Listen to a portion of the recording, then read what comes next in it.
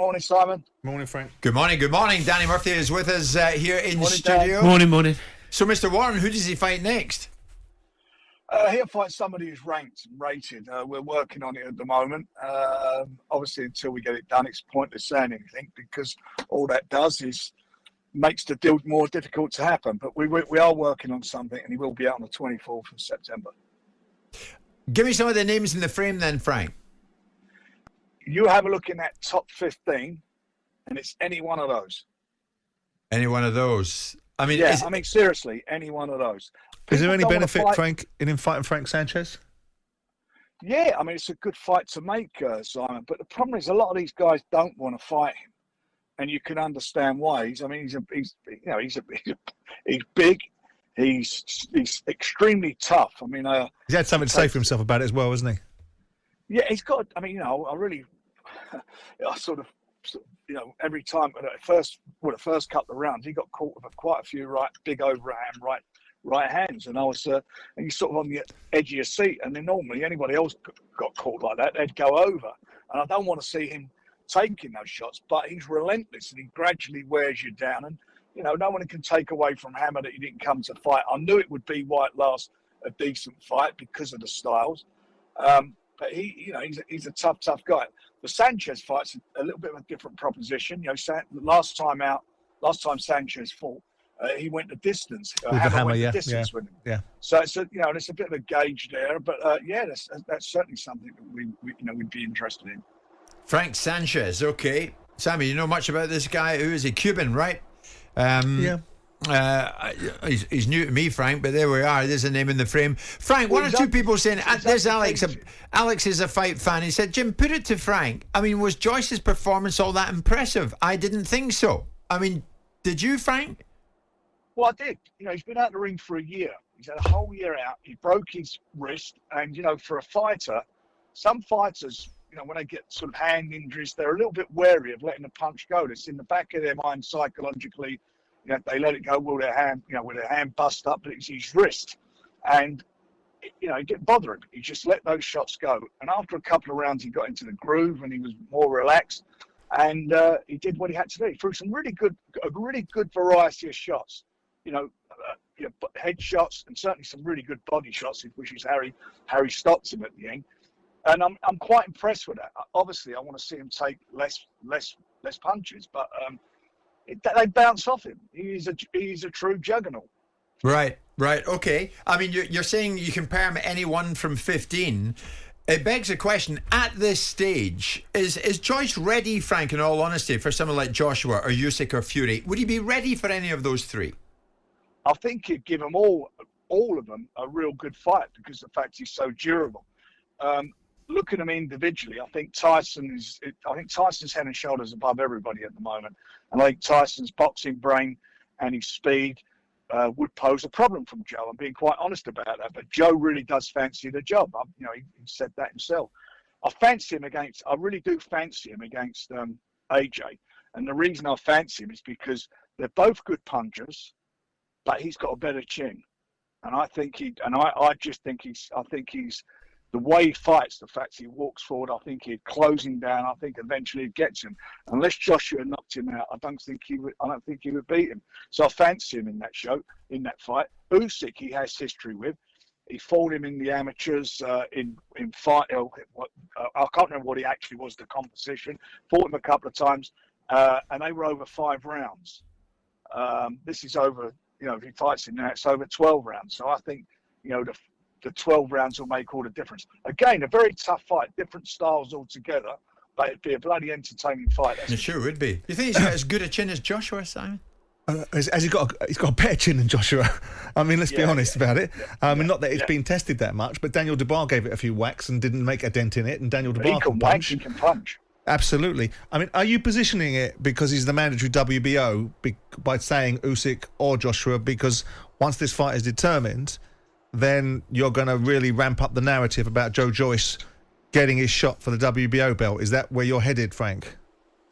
Absolutely, Simon. Unless I'll be very honest about it, unless that Tyson says, right, I'll do the unification, then obviously if he doesn't, then obviously that's the way to go, and it will have to happen, or they'll have to vacate Whoever wins, if they don't fight him, they will have to vacate that title or defend it. It's as simple as that. Frank, the last time you were on, you had a bit of a swipe at fellow promoter Ben Shalom. So where are we at then, regards Joyce fighting Parker? Because you were saying one thing and Shalom apparently was saying another. Is that right? Well, that's what I don't know what he was saying. All I'm telling you, he's got, the only way that fight happens is on BT. Otherwise, it's Shalom. I mean, have you had a conversation with him, or where are you at with it? What needs to be sorted? There's no conversation needed. We agreed terms, and we had a contract. His own manager and lawyer drafted the contract. We agreed all the terms. It was sent to him, and he sent me a text. I'm boring. The story's really boring. He sent me a text saying, I know the deal was done, but I've had a better offer. Well, if he's got a better offer, go there. There's no better offer. But walk us backwards, Frank. Right, just walk people through from a layman point of view. You've got Joe Joyce signed to fight at BT Sport. You've got Joseph Parker now signed with Ben Shalom, which puts him on Sky. Now that means that two broadcasters are dictating the fact that a fight can't happen because they're signed to different channels. Is there ever been a situation where people that are signed to contract broadcasters that can actually find a solution between the two broadcasters? Well, that has happened, but with the greatest respect, Joe Parker is not exactly a household name, is he? I know, but he was a world champion, Frank, and you wanted to make that, and you were happy to make that fight yourself. Sorry, I was very happy to make it. The point I'm making, it's a good fight, but the point is that it's different if you sound like Tyson's going to fight AJ and AJ's on there. No problem. We'd all move heaven and earth to get the fight, mate. But why would we do it? Forget about BT. I'm not going to do it. It's a Queensbury fight. End of story. If Ben Shalom's promised him all these things, fine, then he's got to deliver for his man. I know I can deliver for mine because he's number one. What is he going to deliver for Parker that's going to be appealing to the British television viewer? Who's he going to fight? What British fighter is he going to fight in this country that's appealed? They think they pulled a smart move. Good luck to him. Get on with it. Well, he wanted a heavyweight, didn't he? So the fight with Joyce gets ruled out, doesn't it? Let's be honest. Do you honestly think you put Joe Parker on against, because there's hardly any there's no British opposition for him. Is he going to fight Hughie Fury? Do you think those fights are going to sell out anywhere? Yeah, but Frank, by the same argument, Joshua Joyce then would never happen. Joshua's on DAZN and Joyce is on BT. Of course it'll happen because you're missing the whole point. My man is the mandatory. He's number one. They've got to fight him.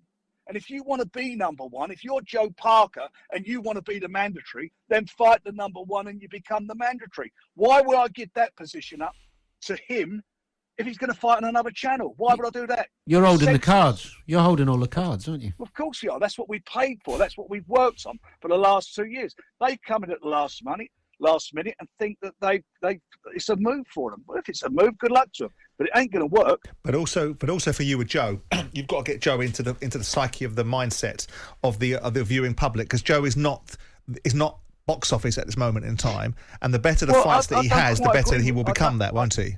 I hear what you're saying, but I don't quite agree with that. When we put him and Daniel Dubois on sale before the pandemic, that fight sold out very quickly at the O2. Oh yeah, but come on, Frank, that's because Dubois was getting so much press, and he was getting double-page spreads by Jeff Powell about he's the next heavyweight champion of the world. Let me finish what I was saying, Simon. And when he fought, when they fought, it was the highest boxing audience they had on subscription TV, on Sky and BT. It was the highest rating. And Frank, you also know, and I'm not trying to be overly critical, that was at a time when there was a dearth of sport on. So we had a situation where boxing wasn't. You can't have it both ways, Simon. He's either was watched or he wasn't watched. Oh no, of course he was watched, Frank. But I'm giving you the reasons to some extent why it's not quite as binary as you're making it. Look, I'm not suggesting that Joe Joyce can't be sold, and Joe Joyce is not a box seller, not a seller.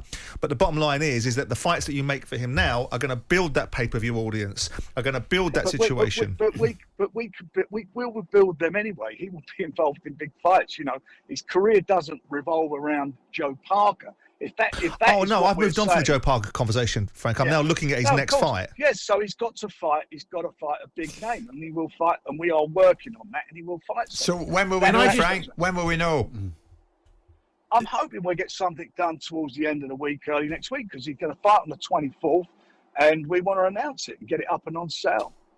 Excellent. Could he fight the? If you already answered this, I apologise. I must have missed it. But could he fight the loser of Usyk Joshua if Tyson Fury decides to fight the winner?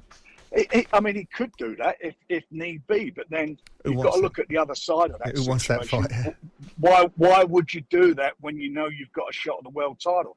You know, look, you see Payday. Tyson when Tyson was in the States prior to after his fight with Wilder, he had that. He had those couple of fights on the ESPN, and he got a terrible cut against Wallach. That's what. And yeah. I've got to be honest, I was surprised that that the referee didn't stop it. It got we got through it. He was winning the fight. He got cut. If anything happens like that, you're out of the game. So why you want to jeopardise the position that you're in? This is a tough game as it Frank, is. We've worked hard to get in that position. I'll put a final point to you from Fish, who's in Chessington. Hello, Fish. He says, I watched the fight on Saturday. Joyce was awful. He got hit by 6 or 7 big right hooks over his guard in the first round. I stopped counting halfway through the second round. It reached 10. If that was AJ he's up against, he'd be destroyed. Well, I hear what he says, but wasn't it an exciting fight? And he won. Bottom line is he won. And he's been out the ring. Let me tell you something, and they never moved him. And Hammer's knocked quite a few guys over. I think he's got more knockouts on his record than Joe's had fights. All right, Frank, thank you so much. Frank Warren with us at this lunchtime. We will soon know, maybe by the end of the week, who Joe Joyce fights next. Jim White and Simon Jordan. Monday to Friday mornings from 10 on AM, on DAB, via the talkSPORT app and on your smart speaker. talkSPORT.